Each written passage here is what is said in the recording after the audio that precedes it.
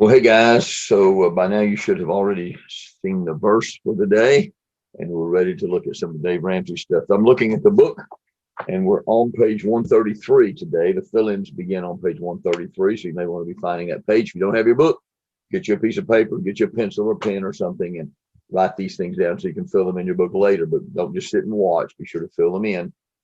This is still talking about let the buyer beware. Remember, we're talking about the marketing tactics and how easy it is for us to spend things on things that we really later on realize, man, maybe I didn't really need that. Maybe I didn't need to spend that much money. Or we'll try to justify our expenses when down inside we feel like, oh man, maybe I shouldn't be doing this. We have to be careful about these things because we live in a world that's become really, really, really good at marketing and advertising. And we have to learn to cope with that and deal with that and not be just manipulated by them constantly. So he's going to be talking about some of the tactics they use for marketing. And I won't try to repeat it all. I'll just let you watch him and just learn as much as you can from this. This is really good stuff for learning how to deal with the pressures of marketing and advertising. Okay. And Renee, I'll let you pause the video by hitting the space bar when one of the fill-in words pops up on the screen. Thanks.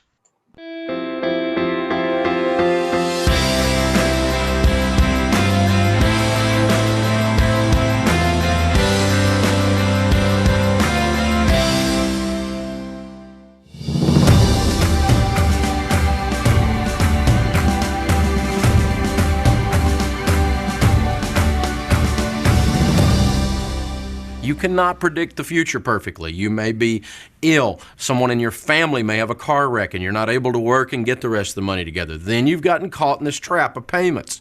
You cannot predict the future. I'm not negative. I'm just 100% sure you don't know what's coming. So when you have the money, then you buy the stuff. If you don't have the money, don't buy the stuff.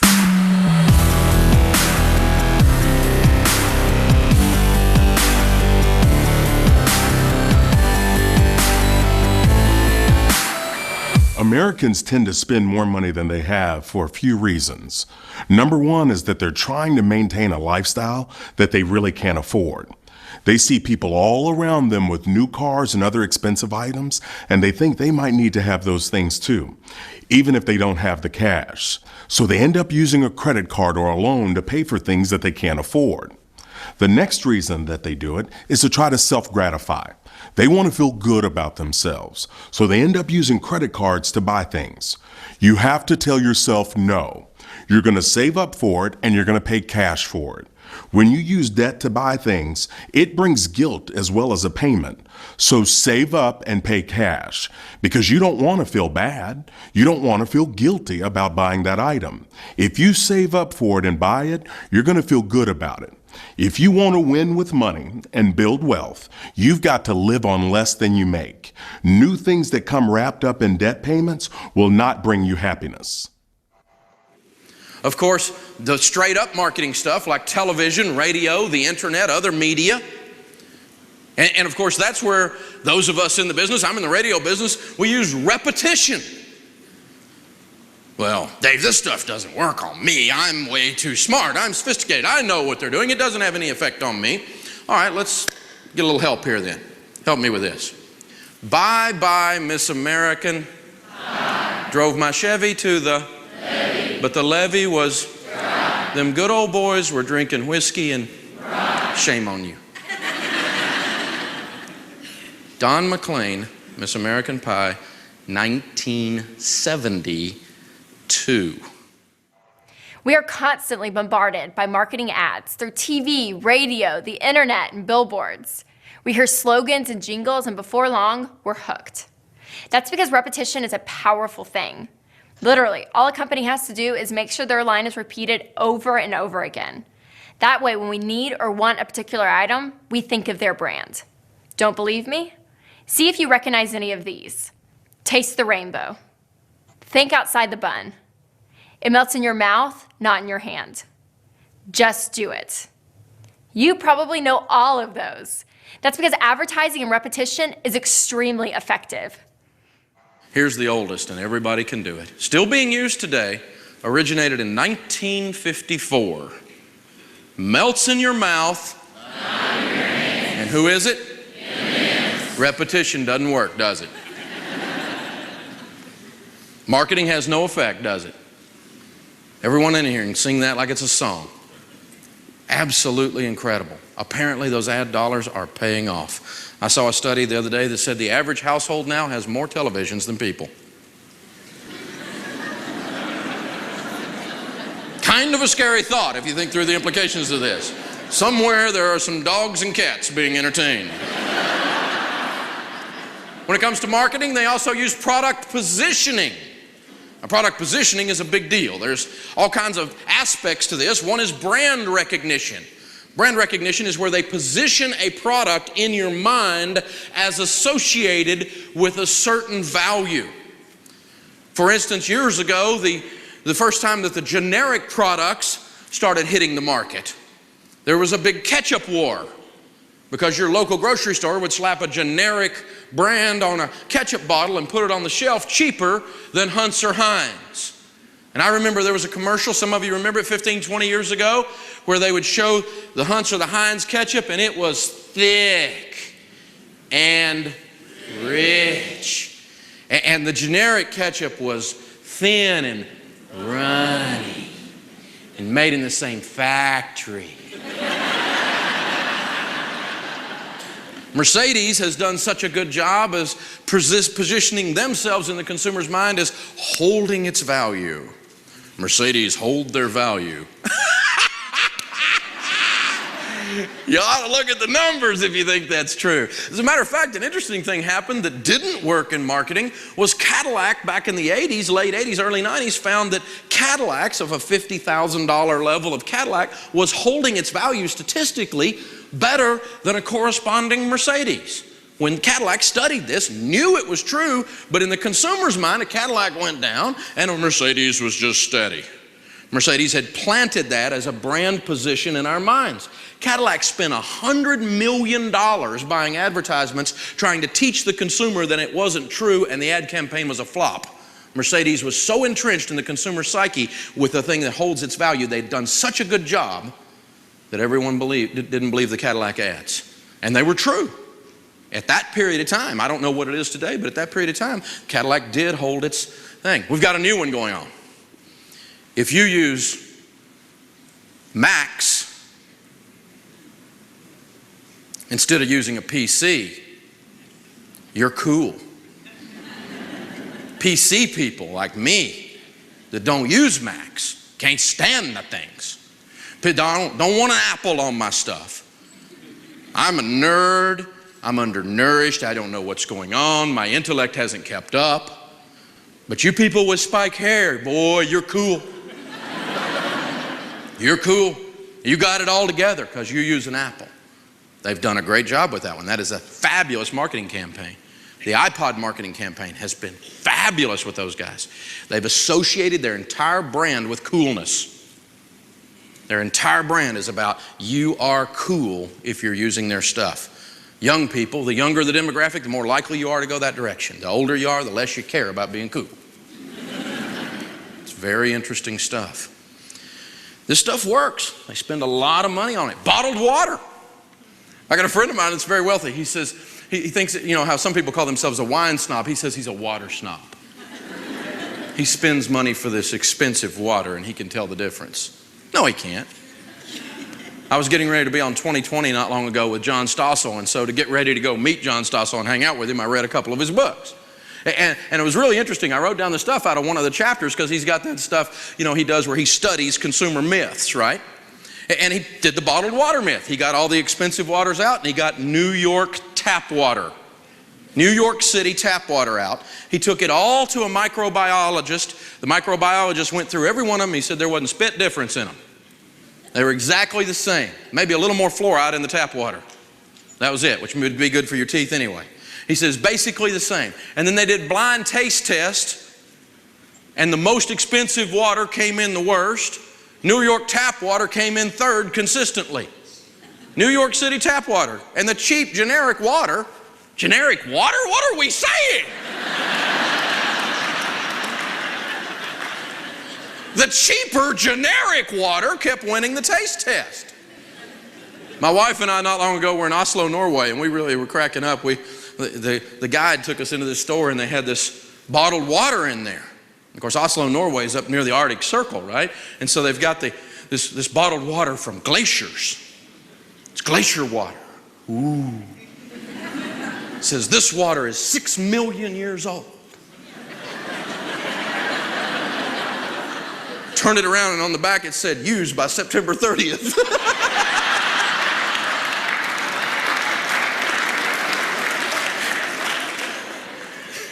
Is it any wonder that Evian spelled backwards is naive?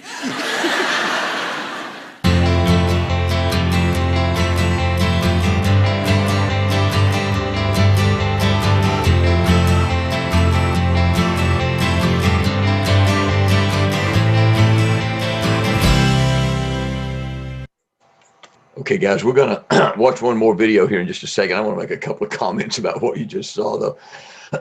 Excuse me, my voice still isn't doing very well. This coolness factor is really, really powerful, especially with young people. I'm sure some of you may be infected with it. I don't know. You need to examine yourself to see about that. But you probably know people who are. They want to be cool. They just feel, if I can wear this kind of clothing or fix my hair this way, or my appearance or the way I talk, or what I buy, the kind of stuff I eat, the kind of things I like, the sweet things I like, the drinks I like. Some of them are cool, some of them are not cool. Listen, guys, watch out for that. This can be a trick of the enemy. There are people out there who feel like it isn't cool to be a Christian. You understand that? So if you decide what you want to do is be cool, you may be in trouble. You may be heading down a path that the devil's leading you. And it can come out to really bad outcomes. Be careful about wanting to be cool all the time. That's a dangerous thing. We want to please God. We don't have to be cool. No, you got to work on that. If you're worried too much about what other kids think about you or anybody thinks about you, watch out. We need to be thinking, Lord, what do you want me to do? How do you want me to behave? It doesn't matter so much what other people think. If I'm not cool, it's all right, as long as I know I'm walking with you, Lord. That's all that matters. Be careful, guys. One other thing I thought about while he was talking about that, that advertising thing, he talking about how you remember things. Some of you probably can remember some advertising songs and jingles from maybe when you heard them years ago. I'm an old man, okay? It's 2020, right? I'm 74 years old. I can remember when he was talking about that, it popped in my mind. I can remember playing with my cousin. We were the same age. He lived in a different town than I did, but we got together from time to time and got to play together. And we used to act silly. This was back in the 1950s with a little song that they had on the radio to advertise candy. There was a company, I think in Chattanooga, where its headquarters was, called Brock Candy Company, and they made candy bars. And one of their little jingles, I can still remember it. I may not be able to sing it right now because my voice is not doing well, but it was something like this. Stop where you are, buy a Brock candy bar. Brock is a dandy bar. A nickel's all you pay. BROCK, buy a Brock today. Isn't that amazing? After all these years, it sticks in my brain. By the way, a nickel's all you pay. That tells you how old it was. That's when you could buy a candy bar for a nickel. Eat your heart out. Amazing, huh? Okay, things change, but one thing doesn't change is the effectiveness of advertising. It just keeps getting better and better. It's amazing. Watch out for it. All right, one more video here.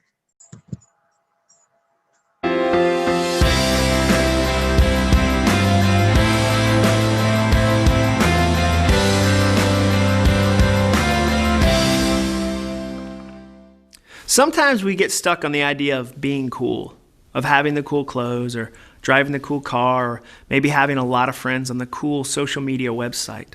But I learned a lesson about cool a few years ago, and it surprised me, and I think it's going to surprise you too.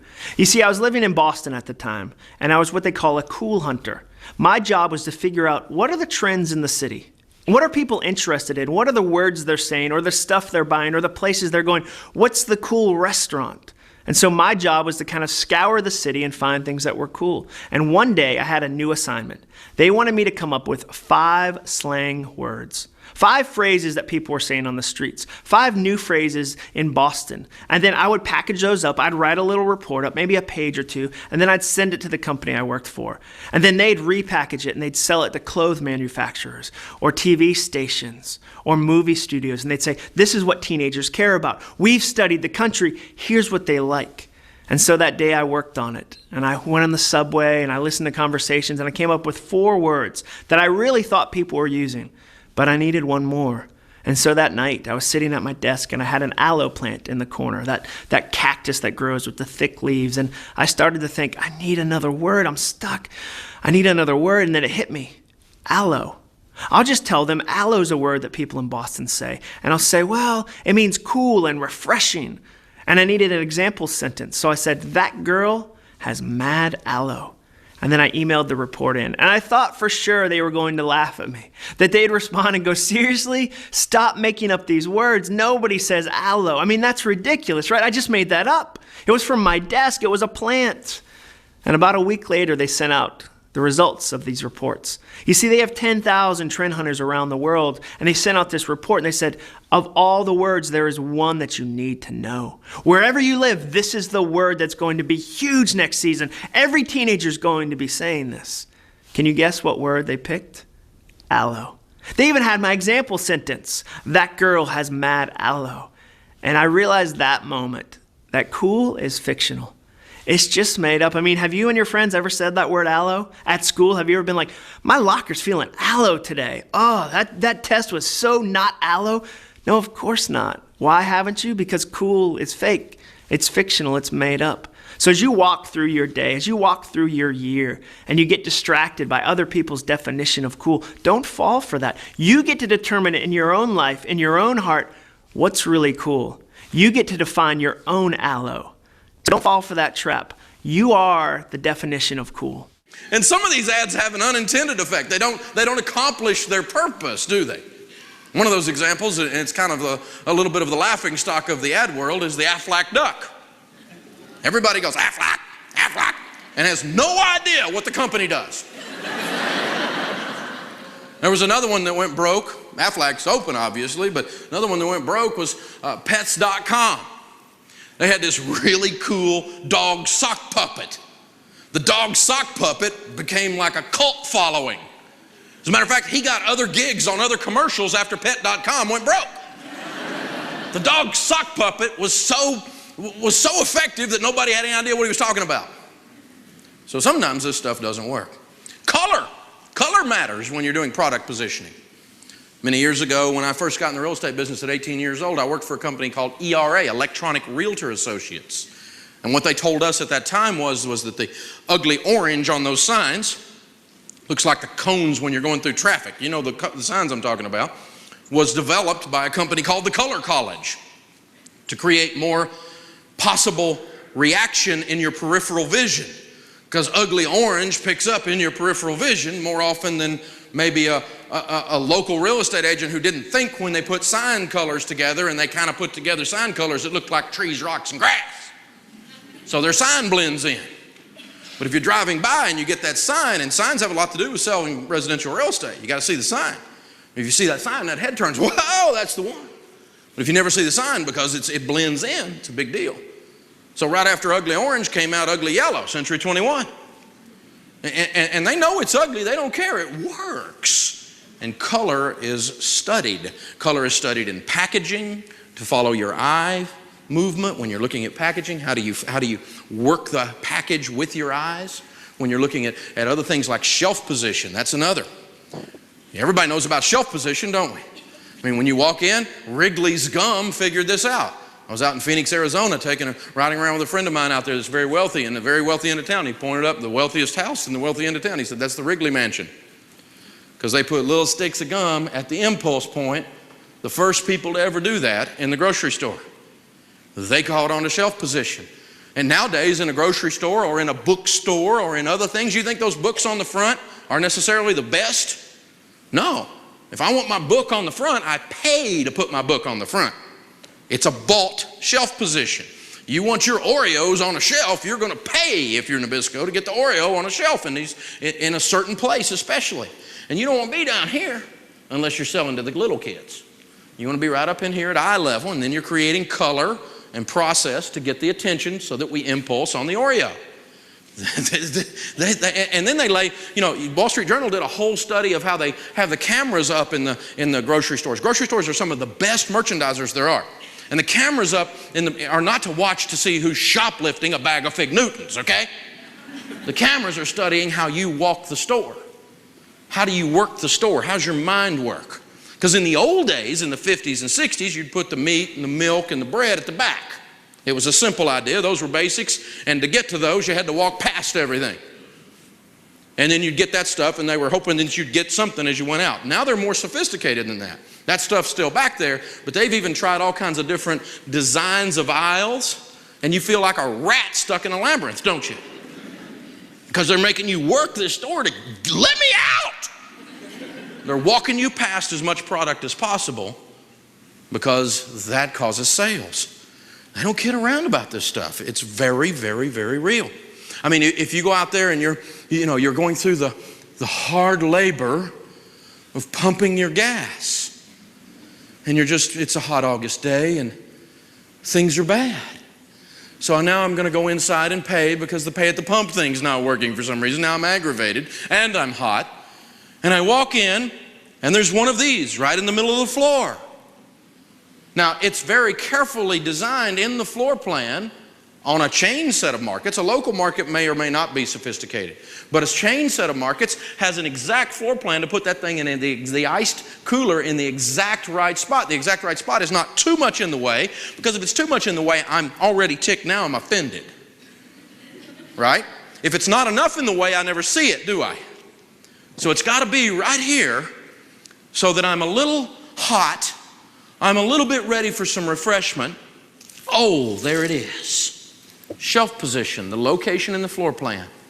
It's not an accident. And I walk in and I pick up a Mountain Dew, and a piece of ice slides off the side and drops. And as I do, in my subconscious, I go off a tire swing into a creek.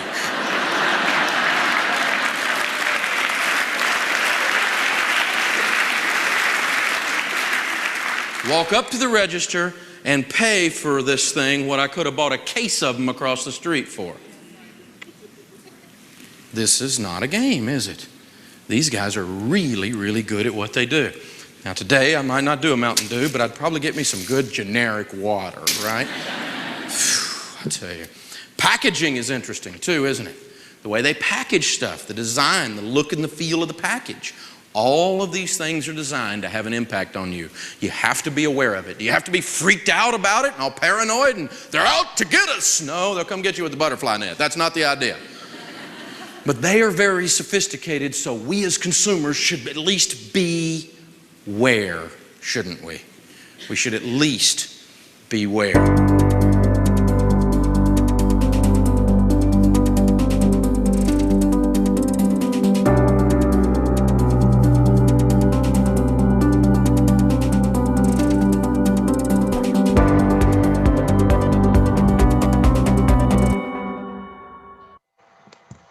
Okay, kids, that's it. Thanks for paying attention. Thanks for being alert. Remember, if you're doing some of these assignments, get them turned in. Let Renee see what you've done. Always do the chapter summary at the end of the chapter. Always do the money and review section. And then always do the handouts. So make sure you get those turned in to get full credit, guys, or at least show her what you're doing in that book. Okay? Let's pray. Father, thank you for these kids. Bless them. Give them a good day. Help us to represent you well. Help us to remember you're with us all the time. You never leave us. Thank you for being such a loving Father. Help us to love you more. We pray in Jesus' name. Amen. God bless you guys.